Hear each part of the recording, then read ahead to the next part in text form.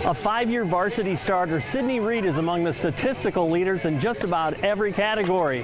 But she may be even more valuable in the intangibles department. And certainly that's helped Wapello put together another great season. That's my number one. Statistics are great, you know, they make everyone look good, but if you don't really work hard on the inside, the outside really doesn't matter. How has that served you? And, as you've grown into a leader, I guess, too, a lot of seniors when you were 8th graders probably didn't want to listen to an 8th grader, but you probably observed them, and then I guess how did you grow into that, I guess?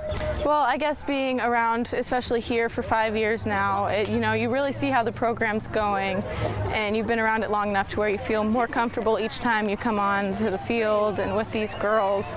So it's just kind of a natural process, and growing through school, you go through freshman, sophomore, junior, senior, you just feel more confident in yourself, and then growing in faith, that makes you 10 times more confident. So you've been around softball a lot too. I mean, talk about some of the benefits that have come not only because you play in the high school team, but some travel ball and some ASA too. There's relationships that come with that too.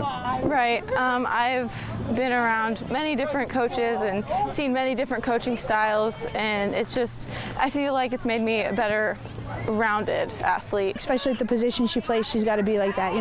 Our catcher can see the whole field, so she's got to direct traffic out there, and they take that from her. Mm-hmm. How coachable has she been over the years too, and has that been something that's evolved or something that's just always been there? She's been in the varsity lineup since she was an 8th grader, so that probably says a lot right there. Sometimes she's had some difficulties with some offensive things, and she's worked at it and taken direction and tried to get better. It's on to Judson University on a softball scholarship beginning this fall for Sydney, and that will be a change in the pattern of her life playing just one sport. But she says one thing will definitely remain the same: the firmness of her faith. I am confident that I'm going to be around many other believers, so I think that's going to really help me, grow even more in my faith, as long as, as well as on the field and academically, but, most importantly in faith, and that's basically Judson's number one priority. So I think that is amazing, and it's just going to be wonderful. I know there's going to be a lot of long nights, I'm sure. I'm very family oriented, but, as everybody's been telling me, I can still come home every now and then. They're only a phone call away. I just have to remember that and remember that God's number one. Amen. What's been your observation of how great a platform sport can be, when you're presenting the gospel or living out the gospel in front of somebody else too? It's great. I love being around those who actually are receptive to it. Others aren't. You get that. You run into that. Everyone has their different opinions about everything.